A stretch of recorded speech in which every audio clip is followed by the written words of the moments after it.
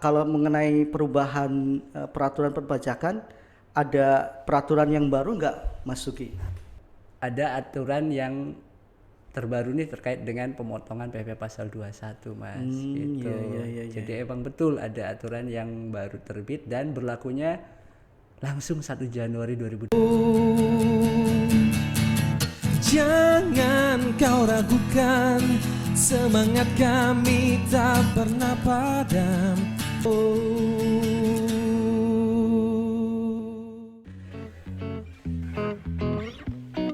Halo kawan pajak, selamat datang di podcast KPP Pratama Cirebon 1. Tempat berbagi cerita, informasi seputar perpajakan bersama saya Kresnawanto dan sekarang ditemani oleh narasumber kita hari ini bersama Mas Sugi Utomo, penyuluh KPP Pratama Cirebon 1. Gimana nih Mas kabarnya nih? Ngomong-ngomong baik ya? Nggak terasa kita sudah tahun 2024 ya. Kita melangkah di awal tahun ini, tentunya ada kewajiban perpajakan yang berubah ya, seperti itu. Ngomong-ngomong, kalau mengenai perubahan peraturan perpajakan, ada peraturan yang baru nggak, Mas Sugi? Oke. Baik Mas Kres, alhamdulillah kabar saya baik di Baik tahun ya. 2024. Harusnya sih mudah-mudahan harapannya tambah sehat, tambah ceria ya Mas ya. Tambah Jangan bahagia tambah dunia bahagia. akhirat ya. Kan Amin. jangan lupa kita bahagia karena Iya, betul. kalau bahagia ngelakuin apa aja enak ya Mas. Enak ya, betul. Kalau ngomong-ngomong terkait dengan aturan baru yang baru kemarin terbitin Mas, Baru di ya Mas Sugi ya. Desember malah akhir-akhir. Ya, ada aturan yang terbaru nih terkait dengan pemotongan PP pasal 21 Mas. Gitu. Iya. Jadi emang betul ada aturan yang baru terbit dan berlakunya langsung 1 Januari 2024 ini Mas. Oh, itu peraturan apa ya Mas Sugi kira-kira tentang itu tuh?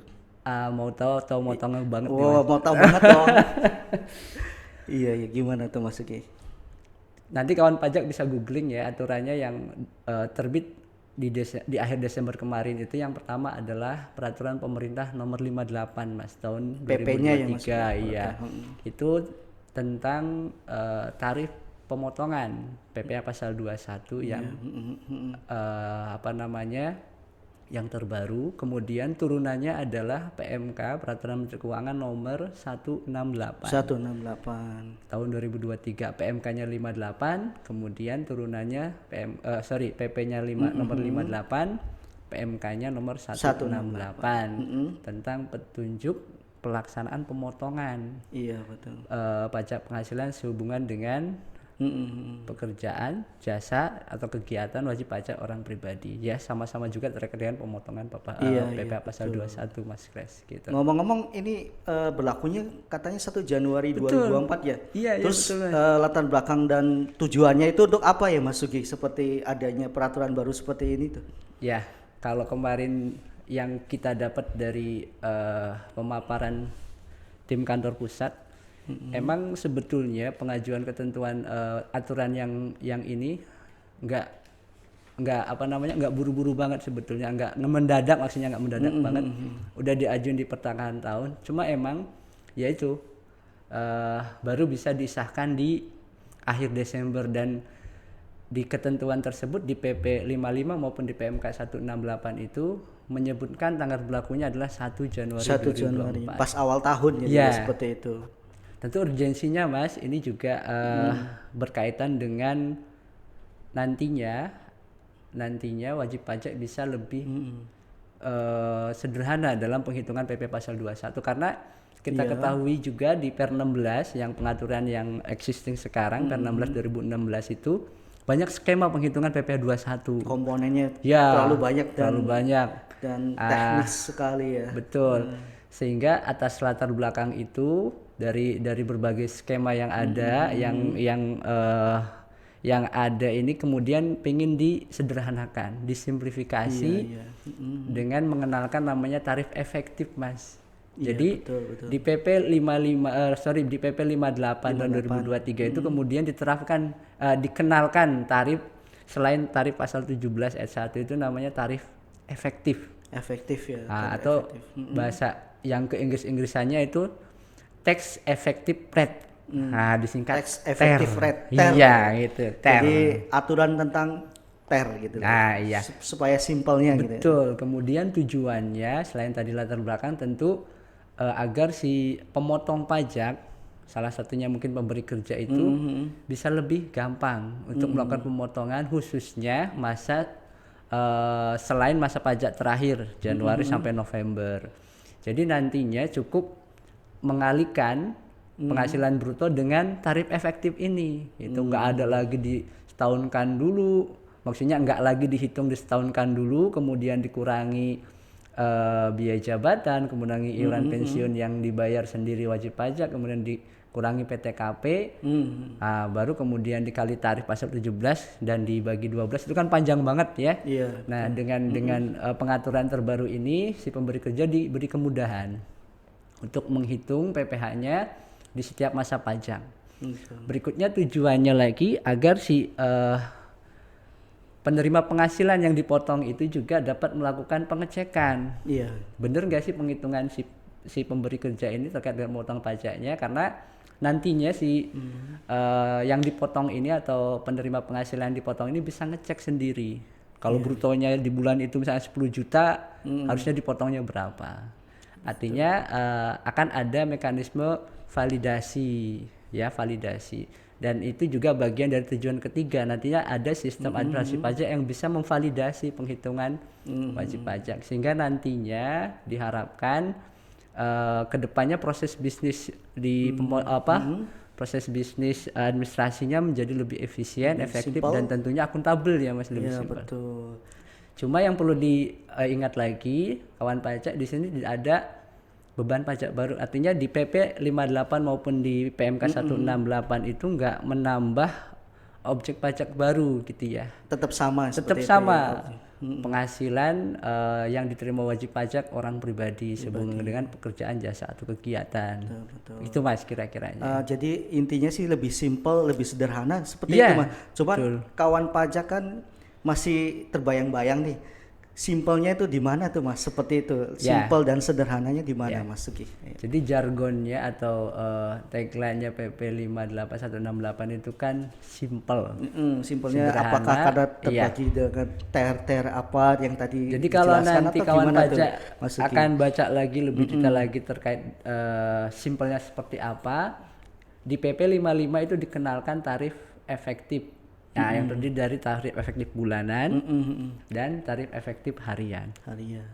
Jadi ada selain ter bulanan, ter harian seperti itu ya Mas Sugi. Betul. Ter bulanan dan ter harian ini hanya berlaku untuk pegawai tetap, pensiunan dan pegawai tidak tetap.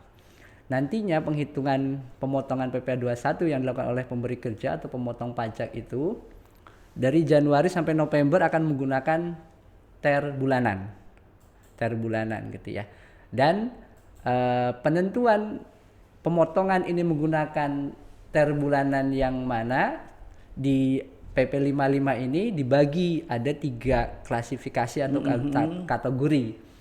Itu ditentukan berdasarkan status PTKP penerima penghasilan. Seperti ini ya Mas Sugi. Ya. Jadi si pemotong pajak atau antara lainnya adalah pemberi kerja wajib mendata si pegawainya di awal tahun terkait dengan status PTKP-nya Mas Kres, karena PTKP itu ditentukan kondisi awal tahun. Awal tahun ya. Jadi kalau ternyata pegawai itu Desember sudah menikah sehingga PTKP-nya nanti kan akan berubah. Tapi tidak melaporkan atau tidak menyerahkan dokumen kayak akte pernikahan ke pemberi kerjanya, tentu PTKP-nya si pemberi kerja taunya dia masih tidak kawin. Iya. Nah, pengklasifikasian kategori A, B, C itu ditentukan tadi oleh PTKP. Nah, kategori A itu maksimal PTKP-nya adalah kalau kita lihat tabel di sini ya sampai dengan 58.500.000, sehingga kawan pajak bisa melihat oh kategorinya berarti kalau paling sedikit paling banyak adalah 58.500, sehingga PTKP-nya yang mungkin adalah tidak kawin 0 tanggungan, itu kan 54 juta ya Mas ya. Iya. Kemudian tidak kawin 1 tanggungan 58.500.000 dan kawin tanpa tanggungan juga 58.500. Jadi Maksimal 3 PTKP ini akan menggunakan ke klasifikasi kategori A. Di kategori A ini dimulai nanti kita akan lihat itu dari mulai 0 sampai 54 Sekian kalau nggak salah. Sampai dengan 5.400.000 brutonya sebulan itu tarifnya 0, Mas. 0 ya. Kita ngomongin ke kategori B. Kategori B itu PTKP maksimalnya adalah 67.500.000. Jadi PTKP-nya adalah lebih dari 58.500.000 sampai dengan 67.500. Karena tadi kategori A PTKP-nya maksimal 58.500, kategori B PTKP-nya lebih dari 58.500 sampai 67.500. Sehingga yang masuk di situ di kategori B adalah PTKP tidak kawin 2 tanggungan dan tidak kawin 3 tanggungan, berikut kawin 1 dan 2 tanggungan. Jadi ada 4 PTKP, TK1, TK2, kemudian K1, K2. Dan kategori ter B ya. Ter B. Kemudian yang kategori tarif efektif bulanan yang C itu untuk PTKP sebanyak 72 juta. Ya, cuma satu berarti cuma K3 saja yang paling maksimal. Paling maksimal. Kalau kita lihat rinciannya, baik kategori A, B dan C itu jumlah bruto minimal yang kemudian dapat tarif 0 itu, Mas, sampai dengan 62. Kalau ter A itu 5.400.000, ter B itu berapa? Sekitar 5.800.000. Coba di ini slide-nya. Nah, ini ter A. Ter A itu ada 44 kategori penghasilan bruto per bulan dan tabelnya sih ya, dari mulai 0, 0,5, kemudian 0,75 sampai dengan 3% itu dia bedanya hanya sekitar 5%. Tapi setelah 3 ke 4 1%. Tentu penentuan tarif efektif rate ini juga sudah memperhitungkan terkait dengan biaya jabatan, kemudian iuran pensiun gitu ya. Yang nantinya akan mendekati paling tidak jumlah real yang harus terutang di bulan Desember atas penghasilan 1 tahun. Betul. Tapi yang perlu dicatat, Mas Kres, apabila kawan pajak penghasilan brutonya yang khususnya pegawai tetap, pensiunan maupun pegawai tetap dan pensiunan yang menerima penghasilan secara berkala, di mana penghasilan brutonya belum melebihi 5.400.000, yang kalau sebelumnya kan 4.500.000 ya. Sekarang 5.400.000 pun dengan status kategori A ini tarifnya 0. Jadi tarifnya 0. Lebih menguntungkan seperti itu ya, Mas Uki? Ya. Mungkin seperti itu. Ya, bagi yang penghasilannya di bawah. Betul, tapi tetap realnya atau nanti yang sesungguhnya yang terutang itu dihitung di Desember. Bukan berarti nanti yang Desember tetap pakai ter, enggak. Kita harus garis bawahi bahwa yang menggunakan tarif efektif itu hanya masa pajak selain masa pajak terakhir, masa pajak Januari sampai Desember. Kalau masa pajak terakhir artinya masa pajak Desember ataupun masa pajak di mana kawan pajak pegawai tetap atau pensiunan itu berhenti, jadi nggak nerima penghasilan lagi, hitungnya tetap penghasilan setahun atau disetahunkan, kemudian dikurangi biaya jabatan, iuran pensiun, dikurangi PTKP, kemudian ketemu penghasilan kena pajak, baru dikali tarif pajak, hasilnya berapa, baru dikurangi pemotongan dari Januari sampai November. Artinya ketika tadi kawan pajak yang penghasilan brutonya sampai dengan bulanannya tidak lebih dari 5.400.000 kan itu nggak ada pemotongan, Mas. Iya. Tapi di Desember itu kan dihitung seluruhnya. Kalaupun ada, saya kira jumlahnya tidak terlalu besar. Nah, dan dia tidak ada pengurangnya karena dari Januari sampai November intinya tidak ada pemotongan gitu. Bisa jadi di Desember itu ya akan terasa biasanya nggak ada pemotongan, tapi di Desember kemudian ada pemotongan. Dapat disimpulkan seperti ini, Mas Uki ya. Dari Januari sampai dengan November itu menggunakan ter betul. Seperti itu. Kemudian Desember perbandingan. Nah, itu seperti apa tadi perhitungannya nanti? Ya. Kalau kita contohin nih, Mas. Misalkan kawan pajak ini sebagai pegawai tetap dengan penghasilan bruto sebulan 10 juta. Ini kenapa 10 juta? Biar nanti ada penghitungan PPh-nya.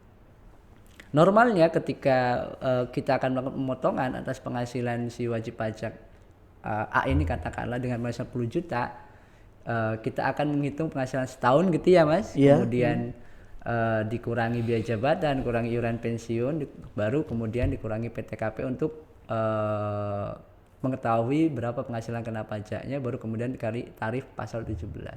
Itu kan lama tuh ya. Makanya dengan penerapan TER ini nantinya kita akan lihat si pegawai A ini status PTKP-nya apa. Kita ambil contoh biar gampang, dia tidak kawin nol tanggungan, berarti masuk kategori A.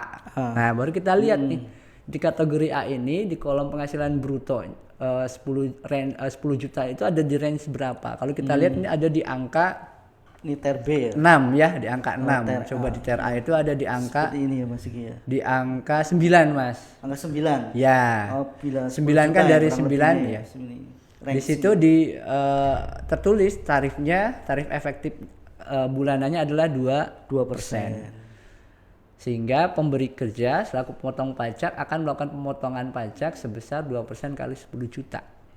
Yaitu 200.000. Nah, ini kan pegawai tetap nih Mas Sugi yang tadi sudah dijelaskan panjang lebar ya, kepada kawan pajak seperti itu. Nah, bagaimana kalau bukan pegawai atau pegawai tidak tetap? Nah, tidak tetap. apakah masih berlaku seperti ini TER atau bagaimana perhitungannya? Seperti itu. Untuk yang pegawai tidak tetap itu berlaku yang kita kan mengenal pegawai tetap itu dia dapat upah harian, upah satuan, upah borongan ataupun upah bulanan ya Mas ya. Untuk pegawai tetap, untuk pegawai tidak tetap ketika dia mendapat upah harian maka sesuai dengan ketentuan yang diatur juga di PP 58 tadi selain ada tarif efektif bulanan ada tarif efektif harian. Kalau jumlah penghasilan atau upahnya itu tidak lebih dari dalam sekali pembayaran tidak lebih dari 2.500.000 maka dia dikenakan tarif efektif harian dari jumlah pembayaran brutonya sebesar 0,5%. Kalau di bawah 2.500.000. Iya. Di bawah sampai dengan 2.500.000 tapi di atas 450.000 Mas. Gitu ya. Kalau di bawah 450.000 450.000 tidak tarifnya naik, nol. Iya, Iya. tarifnya 0. Iya. Itu kemudian kalau ternyata dibayarnya bulanan berlakunya bukan tarif efektif harian tapi tarif efektif bulanan seperti pegawai tetap. Sama seperti Iya. pegawai tetap tadi ya, Iya. pakainya TER ya. TER Seperti juga. itu. Nah, kalau dia ternyata seharinya di atas 2.500.000 ini beda lagi. Ya Mas, beda lagi. Jadi diperlakukannya sama kayak nanti penghitungan bukan pegawai kali 50% dari bruto dulu baru dikali tarif pasal 17. Memang 17. perlu lagi nanti kita buat catatannya kalau untuk pegawai tidak tetap yang menerima upah hariannya sampai dengan 2.500.000 maka tarifnya 0,5%. Di atas 2.500.000 maka ngitungnya 50% kali bruto kali tarif pasal 17. Ingat, kali tarif pasal 17 berarti yang lapis. Ada 5 lapis itu dari mulai 5% sampai 35%. Tapi kalau dibayar bulanan maka mekanisme pemotongannya sama dengan TER bulanan. TER bulanan seperti itu. Nah, untuk bukan pegawai, ya. bukan Kalau bukan pegawai pegawai karena gimana? kan kalau nanti kawan pajak baca lagi di PR 168 itu direview kembali persis dengan di PR Dirjen nomor 16 tahun 2026. Kalau nggak salah di bab 2 ya, itu disebutin penerima penghasilannya itu ada 8 kalau nggak salah Mas Kres.